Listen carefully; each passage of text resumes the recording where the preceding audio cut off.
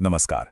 आज हम एक बहुत ही दिलचस्प और सच कहूं तो एक बेहद जरूरी सवाल पर बात करने वाले हैं।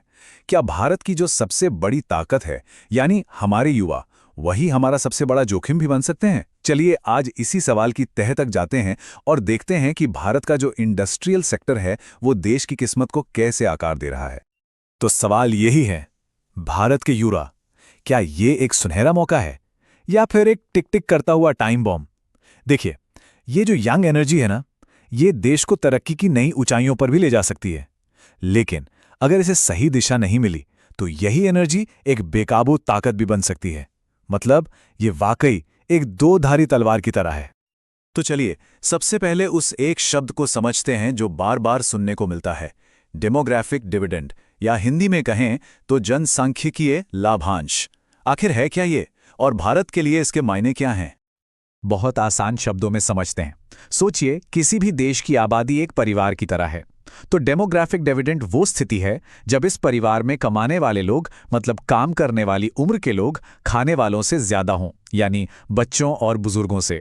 और जाहिर है ये किसी भी इकोनॉमी के लिए कमाल की सिचुएशन है। ये ग्रोथ के लिए एक पावरफुल इंजन की तरह काम करता है। और ये मौका कितना बड़ा है, ये आंकड़े साफ बताते हैं। भारत में एवरेज एज है सिर्फ 29 साल। अब जरा इसकी तुलना दूसरे बड़े देशों से करके देखिए। अमेरिका में यह लगभग 37 साल है और जापान में तो करीब 44 साल। मतलब हमारे पास एक बहुत बड़ी यंग वर्कफोर्स है जो काम करने के लिए तैयार खड़ी है।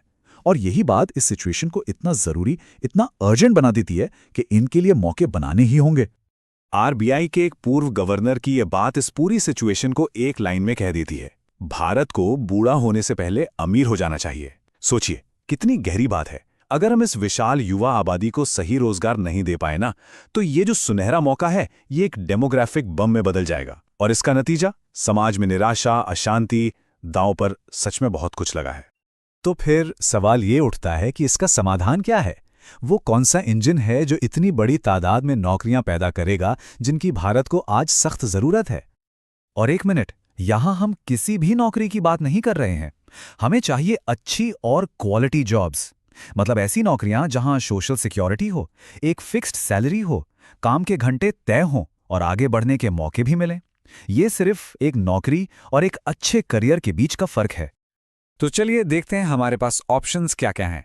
सबसे पहले एग्रीकल्चर, यानी खेती। अरे वहां तो पहले से ही जरूरत से ज्यादा लोग काम कर रहे हैं। अच्छा, फिर सर्विस सेक्टर। उसके लिए चाहिए हाई स्किल्ड लोग, और हमारे यहाँ अभी स्किल्ड वर्कफोर्स की कमी है। और फिर आता है इंडस्ट्री, खास तौर पर मैन्युफैक्चरिंग। और यहीं पर हमें हमारा जवाब मिलता है। यही वो सेक्टर है जिसमें इतनी बड़ी संख्या में क्वालिटी जॉब्स पैदा करने का असली दम है। लेकिन आज के इस तस्वीर को पूरी तरह समझने के लिए हमें थोड़ा सा इतिहास में जाना होगा।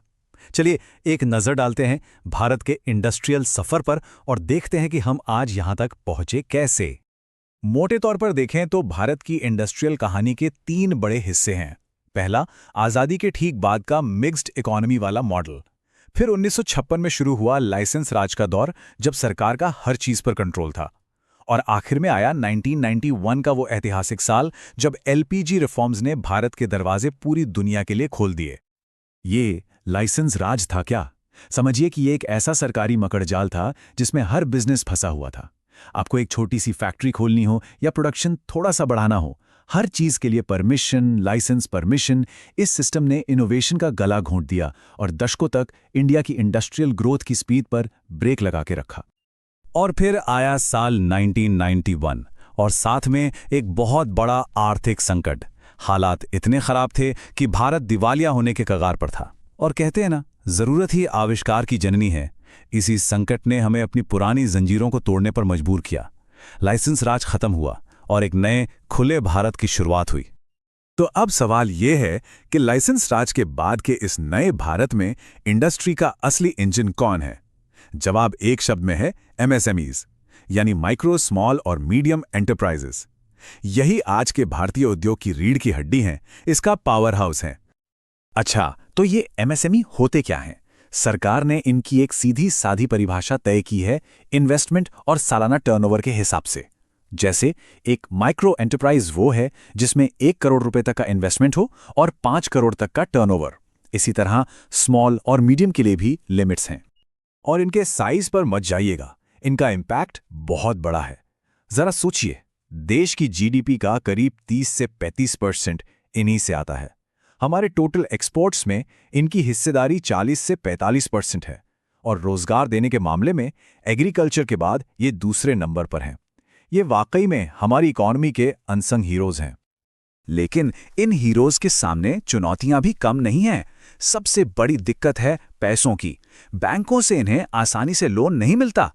फिर इनके पास लेटेस्ट टेक्नोलॉजी नहीं पहुंच पाती, जिससे लागत बढ़ जाती है। और स्किल्ड यानी हुनरमंद लोगों को ढूंढना भी एक बड़ी चुनौती है। तो सवाल यह है कि इन रुकावटों को दूर करने के लिए और भारत के इंडस्ट्रियल फ्यूचर को मजबूत बनाने के लिए आखिर किया क्या जा रहा है? इस दिशा में सरकार ने कई बड़े कदम उठाए हैं। पहला है मेक इन इंडिया, जिसका मकसद है भारत को दुनिया का मैन्युफैक्चरिंग हब बनाना। फिर है पीएलआई स्कीम, यानी प्रोडक्शन लिंक्ड इंसेंटिव। सीधा मतलब जो कंपनी ज्यादा प्रोडक्शन करेगी उसे सरकार इनाम देगी। और एक है उद्यम पोर्टल, जो इन छोटे छोटे एमएसएमईज को सरकारी स्कीमों और लोन वगैरह से जुड़ने में मदद करता है। और इन सभी पॉलिसीज के पीछे एक बहुत क्लियर स्ट्रैटेजी है। फोकस उन सेक्टर्स पे है जहां सबसे ज्यादा लोगों को काम मिल सकता है, मतलब लेबर इंटेंसिव सेक्टर्स, जैसे कि टेक्सटाइल, लेदर, फूड प्रोसेसिंग। मकसद सिर्फ नौकरियों की गिनती बढ़ाना नहीं है, बल्कि अच्छी क्वालिटी जॉब्स पैदा करना है। और यहीं पर हम घूम फिरकर वापस अपने पहले सवाल पर आ जाते हैं, क्या मेक इन इंडिया जैसी स्कीम्स भारत के इस डेमोग्राफिक चैलेंज का जवाब बन पाएंगी? क्या हमारा इंडस्ट्रियल सेक्टर वाकई वो इंजन बन पाएगा जो करोड़ों युवाओं के सपनों को हकीकत में बदल सके? ये सवाल भारत की आने वाली पीढ़ी के भविष्य का सवाल है, और इसका जवाब जो भी हो, पूरी दुनिया की नजरें हम पर टिकी है।